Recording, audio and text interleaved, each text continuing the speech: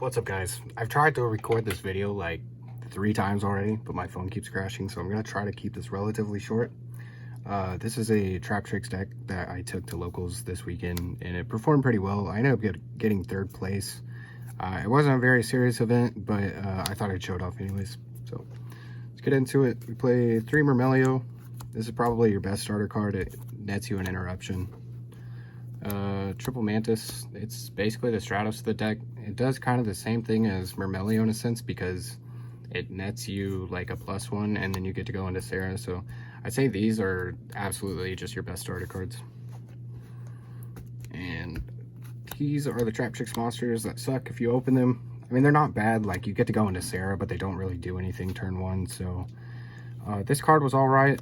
I think it's better than the other one that allows you to like specials, or no, you activate trap cards from your hand or something. I don't really like that one, but I usually just normal summon this and went into Sarah, and that alone was good enough. So I think 9 Traptrix monsters is like the perfect spot. Dianea, the special summon, like secondary effects, is really good. Just recurring your trap holes is like amazing. So this was actually summoned off of Sarah a lot. And then like reviving Myrmelio from the graveyard, popping a card, and then like either triggering Sarah and then like overlaying this into a rank 4, like late game, this card is really good. For the other monsters, we play triple Parallel Exceed. I've seen people play 2 of this. I don't think it's correct. You absolutely want to open this card. This card is insane going first. So being able to, like, if you have like any Traptrix in Parallel Exceed, you can like just go into Sarah and then like make Rafflesia with this, and Sarah and Rafflesia in like together is just like really good. For the last of the monsters, we play Triple Shifter. Holy shit, is this card really good. I remember first building the deck and being like, this card's kind of gimmicky, like you gotta open it or like you can't do anything with it, and then if you draw it afterwards it's a brick. But it's like this card is so impactful that it's worth playing the brick. It is actually insane. I was playing against my friend last round. We were playing for 3rd place, and I opened this card against him, and he was playing Tri-Brigade, and when I activated this, he's kind of he hasn't played the game in a while, so he hadn't really seen this card. And he goes, "What does that do?" And I was like, "Oh, it basically ends your turn." He's like, "What?" And he read it, and he was like, "Holy shit, that card's crazy." But yeah, this is seriously like one of the best cards in the deck, so I highly recommend playing that. Okay, so now onto the spell cards. We play Triple Prosperity. This card is really good in this deck specifically because you have a lot of resources in your extra deck that are just utility. So being able to banish like 6 and then finding, you know, like an Imperial Order, or if you haven't gotten to a Traptrix monster yet, it's really good. So I don't know of any alternatives. I mean, you could try Duality, but I really don't know. Maybe Desires. They just don't do what this card does. So if you're on a budget, I really don't know what you would play other than this. And then the last spell we play is Dimensional Fissure. Like I said, I really like Dimensional Shifter, so I wanted to play, you know, like as many copies as I could. And, you know, this was just really good. If you win the die roll and you use this first, like, it really hurts a lot of decks.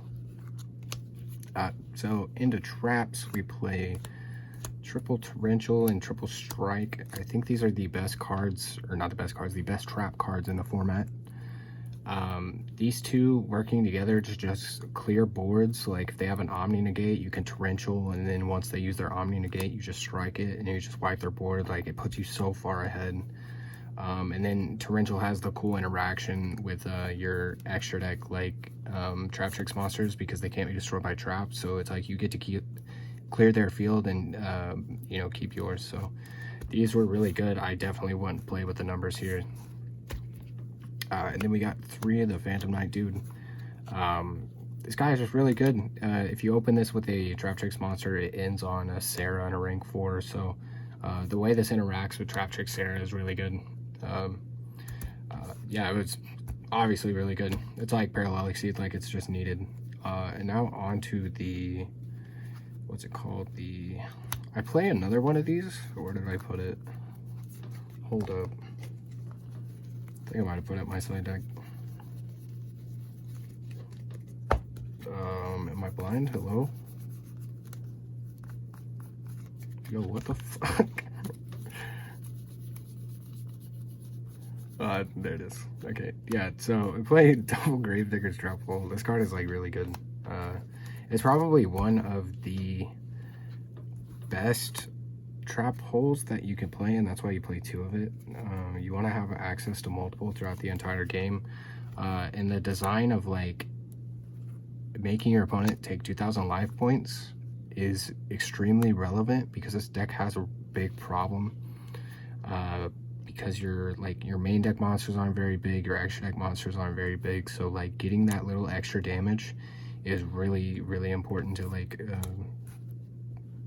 getting through the late game and actually pushing for game. And then we play the Floodgate Trap Hole. I'd like to play 2 of this, but it's like, I don't know, it's good every time I activate it, but I never really need 2 of it. So and if you would like to play 2 of it, you can take this card out, but this card was really good. This was recommended by another YouTuber that was playing this deck. He said he was having a lot of success with it, so I thought I might try it out. It's really good against Tri-Brigade specifically because when they activate the Revolt and they summon Shureg, like negating the Shureg and destroying it with this is like huge. So yeah, it was really good. Now to the other traps, we play Double Compulse. When I was building this deck initially, I didn't know why this card was good and I wanted to cut it. But when I started testing, I started to understand that having a generic trap that, you know, can trigger Sarah and actually has a good effect, there's not many of them outside of like Torrential and a couple other cards.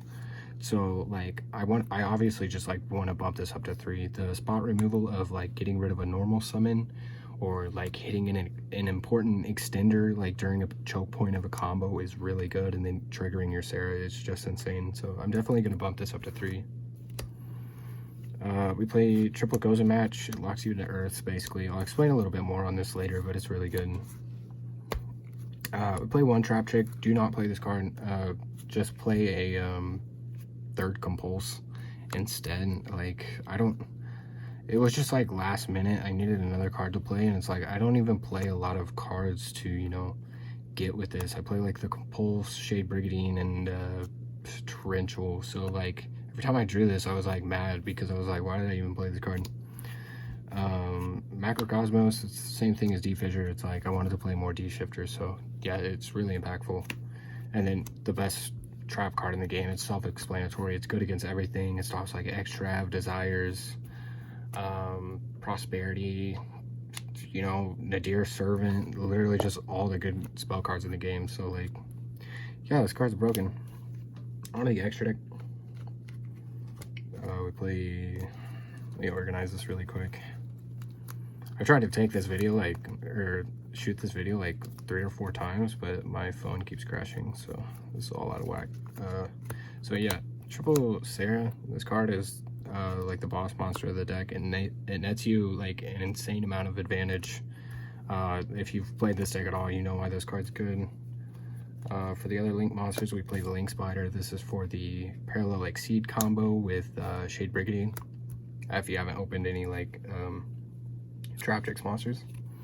The Link 2 Traptrix, I didn't read this card until like the day before locals, and I was like, wait a minute, like this card's actually really good. Being able to summon Mermelio at the end phase and popping a spell or trap is really good. And the being able to like reset your trap cards after you activate them like just came up multiple times. I think I summoned it like 3 times during the tournament, and every time I did it just like sealed the game for me. And then we played the One Boral Sword. I never activated it, or I never summoned it, so I mean it could be access code or whatever, but you usually want to just stay into your like main engine monsters and keep gaining advantage and win that way, other than like trying to desperately push for damage. And then we play the Utopia package and Redoer. These cards, I actually summoned the Utopia package a lot. It's like on its own, it just gets over big things, and you know, it just did a lot. Redoer is probably the best standalone rank 4, other than Rafflesia. you summon this card a lot. It does a lot of things, and if you hit a spell card, you get to draw one, or if you hit a trap, like it's an interruption, like it stays on board forever. It's really hard to get rid of. And now this is why I wanted to go over, where's it at? Goes a match. So all of these next cards are Earths, and I wanted to have like a huge Earth rank 4 toolbox that I could go into. Is like, if I have my opponent stuck on one attribute, is like I wanted to have more utility cards than them that would, you know, I didn't want to feel like I was stuck with like certain Xyz or whatever. So I gave myself all the options. So Diamond Crab King, this is just to get over problem cards. And it's kind of like similar to like back in the day, people would play like Skill Drain and Acid Golem. So it's kind of like the same thing. It's like when you're stuck under a floodgate, like this is just the biggest monster you can summon under the floodgate. So like it deals damage and it gets rid of problem monsters. Giant Hand, this card is actually really good. Being able to negate a monster effect on field during either player's turn is really good. I played it against a Tri-Brigade player twice, where I like negated his Shurig with this, so it prevented me from losing a card. Heartland Draco, I just randomly found this card in my bulk, and I was like, wait a minute. I was like, it's an Earth rank 4, it's like I might as well play it. In conjunction with this card, like you're hitting them with multiples of 2,000 life points. So if you hit them with 2,000 twice off of this, you can either punch them twice with this, or like activate this 3 times, hit them once with this. It just puts a lot of pressure on them, and it can help you like just steal games that, you know, you probably shouldn't have won. So Rafflesia, obviously it's really good. It's what you're usually going to go into first turn. Baguska, you can go into this like turn 1. It's just like, you know, it's plan B. It's really good. And then Alamaris, I never summoned it, but it's a big body, and you know, it has some relevant effects sometimes, but I never went into it. Okay, let's get to the side deck. I actually stole the side deck from somebody on YouTube that was playing this deck, so it's like super generic, but I mean, it was really good. Triple Pointer, triple Gamma Seal, triple Judgment, triple Anti-Spell, and triple Twin Twister. Only thing I have to say about the side deck, it is really good. I really liked it. Like in all of my matchups, it did something, but like this card is really good. But what I've noticed is if you open it in multiples, it's really bad, because, you know, when you activate one and you take a card out of your opponent's hand, like your main goal is to capitalize off the information and, you know, off the information you gain and like getting rid of that card. So like if you open multiples, only having like 3 other cards isn't enough to like capitalize off of the information that you gain. And that ended up losing me the striker matchup, because I opened 2 of these, and it was like he just like his cards just did more when he was like lower on cards. So I don't know. I am gonna keep this because it is a normal trap card to trigger Sarah, but it's like, I don't know. It was really iffy when you open it in multiples. I'd just rather, you know, just open 1 copy and then use all my other cards to capitalize on what information I gained. Other than that, I really enjoy this deck. I haven't been playing it for a long time, but it is a pretty linear and simple deck to learn.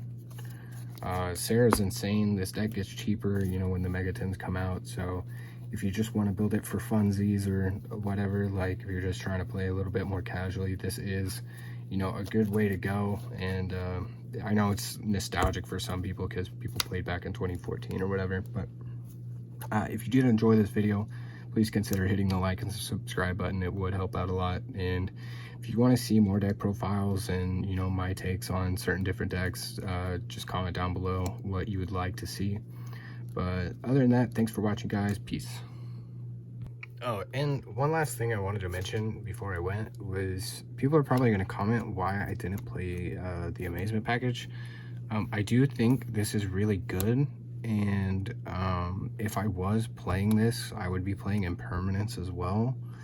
But my only problem with this right now is the deck already kind of lacks some consistency issues, and I feel like adding this engine, it's like I'm more than prepared to be playing this engine. I've been like investing in these cards on the side because I think they're really cheap right now. But I think that, you know, your turn 1 play where you impermanence and like summon this, and then you get to be playing like during their turn is really good. But other than that, it was like I would rather have more impactful trap cards than have this card in my hand. And I felt like drawing the, what was it, like the other trap cards that you play in this. It's like, although these trap cards are good, I think it slightly makes the deck more inconsistent. So I think I might play it in the future when the meta like shifts, and maybe these trap cards and this engine is better against certain decks than it currently is. And maybe like when that new card comes out, I think it's like King of the Sky Prison, you know, maybe it'll be better then. But overall, I feel like this just kind of lacks the consistency that I really would want. You can definitely play this engine if you didn't like some cards like D-Fissure, what was it? D-Fissure, Macrocosmos, and, you know, maybe if you don't have Prosperities, like, you can play this engine. But yeah, I just wanted to cover that because I know people are going to ask in the comments, you know, why not play the Amazement engine. But I do think this is very good. I just think it lacks consistency right now, and I think that the pure version is just more consistent, and, you know, it just does what it wants to do more than, you know, opening like these trap cards or whatever. But I guess it is something that I can test out, but I'm really happy with, you know, the version of the deck that I'm playing right now. But like I said, please consider subscribing and liking the video. I would appreciate it a lot. And yeah, peace out, guys.